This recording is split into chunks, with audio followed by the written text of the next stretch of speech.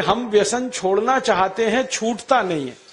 बहुत लोग मुझे ये कहते हैं कि बार बार हमें मालूम है कि ये गुटखा खाना अच्छा नहीं है, लेकिन तलब उठ जाती है, क्या करें।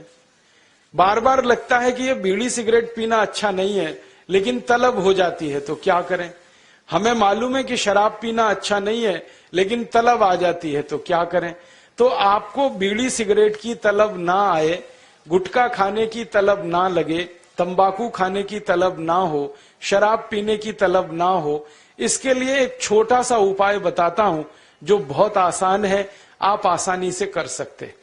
पहला उपाय तो ये है कि जिनको बार बार तलब लगती है और जो अपनी तलब पर कंट्रोल नहीं कर पाते, नियंत्रण नहीं कर पाते, इसका माने उनका मन कमजोर है। और परम पूजनीय स्वामी जी कहते हैं कि मन को मजबूत बनाओ।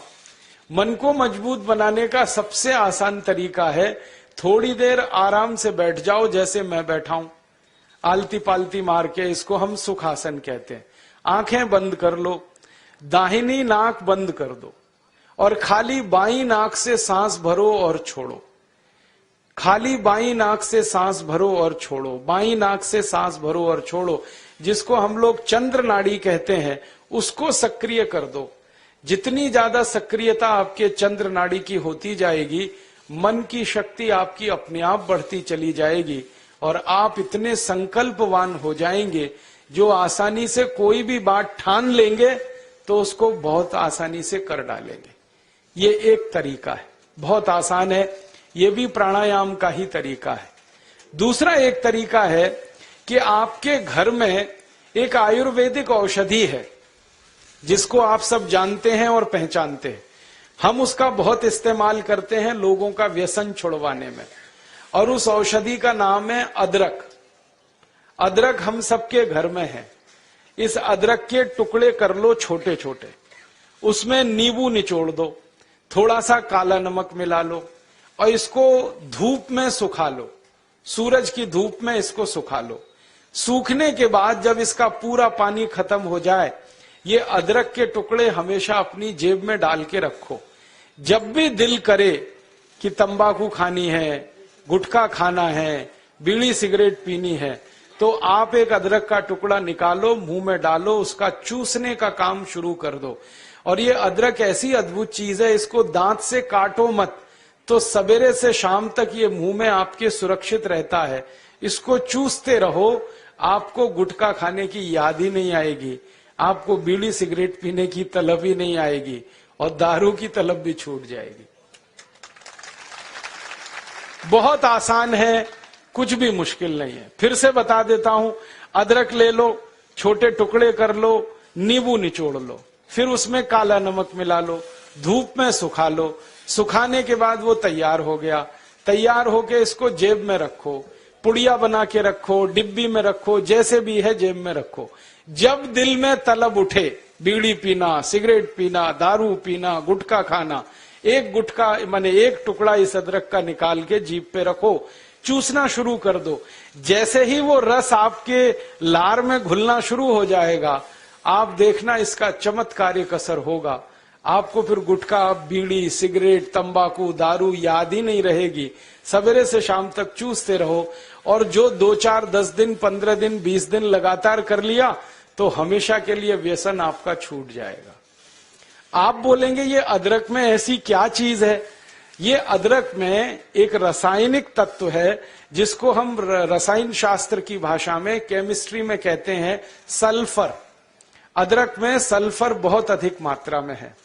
जब हम अदरक चूसते हैं तो वो सल्फर है जो अदरक का निकल के हमारी लार के साथ मिलके अंदर जाने लगता है। और ये सल्फर जब खून में घुलने लगता है, तो ये सल्फर कुछ ऐसे शरीर में हार्मोन्स को, कुछ ऐसे अंदर अंतःस्रावी ग्रंथियों को सक्रिय कर देता है, जो व्यसन नहीं करने के लिए आदमी को प्रेरित करती है। जो विज्ञान की रिसर्च है आज तक सारी दुनिया में, वो ये कहती है कि कोई भी आदमी व्यसन के अधीन जब जाता है, तब जब सल्फर की मात्रा उसके शरीर में बहुत कम हो जाती है, तो उसको बार बार तलब लगती है, बीड़ी की, सिगरेट की, गुटखे की, तंबाकू की। तो सल्फर की मात्रा आप पूरी कर दो बाहर से, ये तलब खत्म हो जाती है। इसका मैंने हजारों लोगों पर परीक्षण किया है और बहुत अच्छे सुखद परिणाम है। बड़ी आसानी से बिना किसी खर्चे के शराब छूट जाती है, बीड़ी सिगरेट गुटखा आदि आदि सब छूट जाता है। तो आप इसका उपयोग कर लो। और इसका एक दूसरे उपयोग का तरीका बताता हूं। अदरक के रूप में सल्फर हमारे प्रकृति ने हमको भरपूर मात्रा में दिया है, बहुत सस्ता है। इसी सल्फर को होम्योपैथी की दवा के दुकान पे भी आप प्राप्त कर सकते। आप कोई भी होम्योपैथी दवा की दुकान पे चले जाओ और उस दवा बेचने वाले विक्रेता से ये कहो कि मुझे सल्फर नाम की दवा दे दो, वो दे देगा आपको, एक छोटी सी शीशी में भर के दे देगा। और सल्फर नाम की दवा होम्योपैथी में पानी के रूप में आती है, प्रवाही रूप में आती है, जिसको हम लोग डाइल्यूशन कहते हैं अंग्रेजी में। तो ये पानी जैसी आएगी, दिखने में ऐसा ही लगेगा कि जैसे ये पानी है। वो दवा एक छोटी शीशी में ले लो। 5 मिलीलीटर दवा की शीशी 5 रुपए में आती है और उस दवा का 1 बूंद जीभ पे डाल लो सवेरे सवेरे खाली पेट, फिर अगले दिन और 1 बूंद डाल लो सवेरे सवेरे खाली पेट, और तीसरे दिन 1 बूंद डाल लो सवेरे सवेरे खाली पेट। बस 3 बार अगर आपने 1-1 बूंद डाल ली तो 50 से 60% लोगों की दारू बीड़ी सिगरेट तो 3 खुराक में ही छूट जाती। और जो ज्यादा पियक्कड़ हैं, हाँ ऐसे भी है ना जिनकी शाम बिना पिए गुजरती ही नहीं, उसके बिना तो उनका काम चलता ही नहीं, तो उनको ये निवेदन है कि ये सल्फर नाम की दवा को हर हफ्ते 1 बार ले लिया करें। आज ले लिया, 5-6 दिन बाद फिर ले लिया, फिर 5-7 दिन बाद ले लिया। हफ्ते में 1-1 बार लेते जाएं तो 1.5-2 महीने में बड़े बड़े पियक्कड़ों की दारू छूट जाती है। मैंने ऐसे ऐसे लोगों की दारू छुड़वाई है जो सवेरे सोकर उठने से पीना शुरू करते थे और रात तक सोने तक पीते रहते, उनकी भी दारू छूट गई है। बस इतना ही है कि 2-3 महीने का समय लगा है। तो ये सल्फर दवा अदरक में भी है, बाजार में मिलती है, होम्योपैथी की दुकान पे। अब इस दवा को जब आप खरीदोगे तो दुकानदार आपसे एक सवाल पूछेगा, वो पूछेगा कितनी ताकत की दवा दूं, कितनी पोटेंसी की दवा दूं। तो जब आप लेना इस सल्फर को तो उस दुकानदार से कह देना 200 ताकत की दे दो, 200 पोटेंसी की दे दो। सल्फर 200 यही उसका पूरा नाम है, 200 संख्या है सल्फर दवा का नाम। तो ये सामान्य रूप से बीड़ी सिगरेट शराब दारू वगैरह वगैरह के लिए काफी है। और जो ज्यादा पीने वाले हैं, बहुत ज्यादा जिनकी दारू है, तो उनके लिए यही सल्फर की 1000 ताकत की दवा ले लेना, 1000 पोटेंसी की। तो सल्फर 200 और सल्फर 1000। और अगर आप सब ग्राम रक्षा समिति की तरफ से बोतल खरीद लो, इसकी बहुत सस्ती आती है। ऐसे खरीदोगे तो 5 रुपए में 5 मिलीलीटर है, और बड़ी बोतल खरीद लो 250 मिलीलीटर की या 450 मिलीलीटर की, वो 150-200 रुपए की आती है। और एक बोतल सल्फर दवा में 10,000 लोगों की शराब आसानी से छूट जाती है, मात्र एक बोतल में। और वो बोतल कितने की है? 250-250 रुपए की, और 10,000 लोगों के लिए वो काम आ जाती है। और कभी कभी इस दवा को और अच्छे तरीके से इस्तेमाल करना हो तो 1 बूंद सल्फर को पानी में डाल देना, जो पीने वाला पानी है, और वो पानी जो शराबी लोग हैं, जो पियक्कड़ लोग हैं, जो व्यसन करने वाले लोग हैं, उनको पिला देना। ये पानी में और अच्छे से काम करती है। कई बार तो मैंने ऐसा भी किया है कि 1 बाल्टी पानी ले लिया, उसमें 1 बूंद डाल दिया, अब वो पूरा पानी ही दवा हो गया, उसमें से 1-1 चम्मच पिला दिया लोगों को, तो भी व्यसन उनके छूट जाते हैं। तो एक बता दिया मैंने आपको अदरक, उसका इस्तेमाल करना है व्यसन छोड़ने के लिए, और दूसरा बता दिया मैंने आपको सल्फर जो होम्योपैथी में है, एक 200 ताकत की, एक 1000 ताकत की। और पहली बात जो सबसे पहले मैंने बताई कि मन को थोड़ा मजबूत कर लो, तो बाईं नाक से सांस लेना, बाईं नाक से सांस निकालना 5 मिनट रोज सुबेरे भी अगर आपने कर लिया तो आपके जीवन से सब तरह की कमजोरी मन की खत्म हो जाएगी और व्यसन छोड़ना आपके लिए बहुत आसान हो जाएगा। कभी भी किसी को मजाक नहीं करना। जैसे आप किसी को व्यसन मुक्त बनाना चाहते हैं, वो व्यक्ति बहुत दारू पीता है, ठीक है, पीता है, अभी उसका कोई कमजोरी है जिसके कारण वो पीता है, तो उसको दारू से बाहर निकालना ये हमारा कर्तव्य है, लेकिन कभी उसके लिए टीका नहीं करना, टिंगल नहीं करना, उसका मजाक नहीं करना, क्योंकि जैसे ही आपने टीका किया, टिंगल किया, तो आपका सारा काम व्यर्थ है। उसको ये मान के कोशिश करना कि इसको कोई बहुत बड़ी कमजोरी है शरीर में। देखिए, व्यसन जब आता है ना शरीर में, तो शरीर की कमजोरी से आता है, दुर्गुण वो नहीं है। बहुत लोग कहते हैं कि ये व्यसन करता है इसलिए इसमें गुण कम है। गुण की कमी नहीं होती है, वो व्यक्ति को शरीर में कुछ कमजोरी आती है। कमजोरी क्या आती है?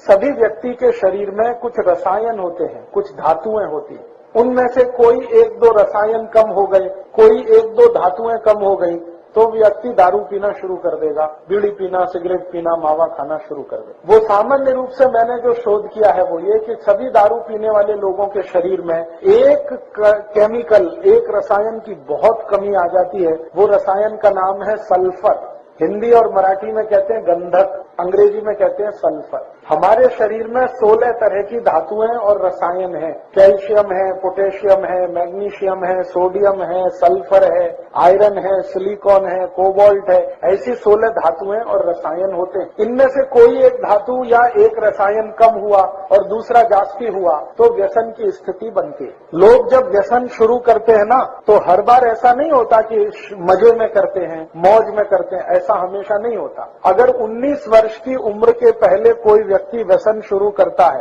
तो मान सकते हैं कि वो मजे के लिए कर रहा है।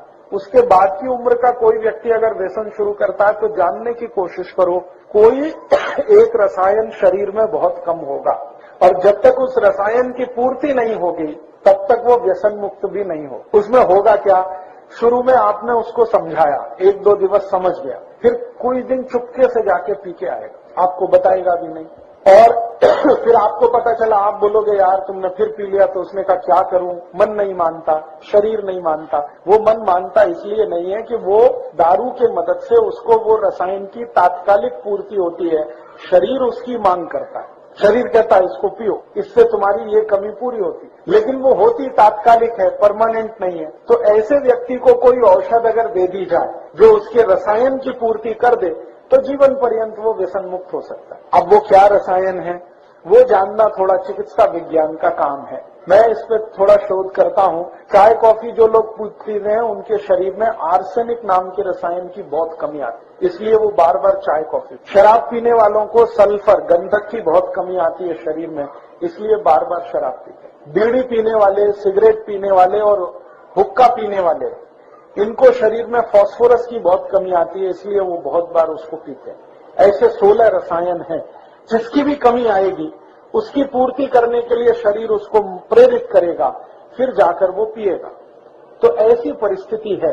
तो आप अगर इसको समझ सकते हैं तो ये ध्यान रखिए कि कोई व्यक्ति अगर व्यसन कर रहा है तो उसके शरीर की कोई बड़ी भारी कमजोरी है या उसके शरीर में कोई बहुत बड़ी कमी है जिसके चलते वो ऐसा कर रहा है। कमी दूर हो जाए तो वो नहीं करेगा। तो इसलिए मैंने आपसे कहा कि कभी भी आप किसी भी व्यक्ति की जो इस तरह के व्यसन में फंसा हुआ है, टीका नहीं करना, मजाक नहीं करना, हंसी खिल्ली नहीं करना उसकी, क्योंकि वो उसकी कोई बड़ी कमजोरी है।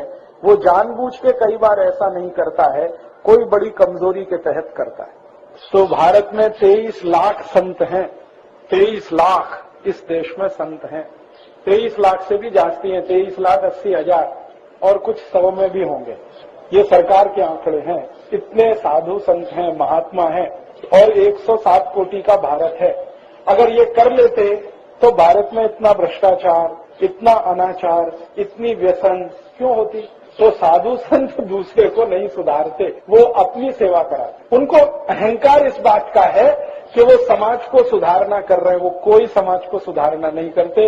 ये बात मैंने बहुत बड़े बड़े संतों को कही है उनके मुंह पर कि आप तो अपनी सेवा करा रहे हैं, आपको अहंकार है कि आप समाज के लिए कर रहे हैं। समाज आपके लिए कर रहा है, आप समाज के लिए कुछ नहीं कर। तो आप में से किसी को साधु होने का नहीं है, ध्यान रखना। इस संत भी होने का नहीं है, संत और साधु कहलाने की भी जरूरत नहीं है। हम सामाजिक कार्यकर्ता हैं और हमारा स्थान बहुत ऊंचा है, क्योंकि हम समाज में रहते हुए कोशिश कर रहे हैं समाज को मदद करने की।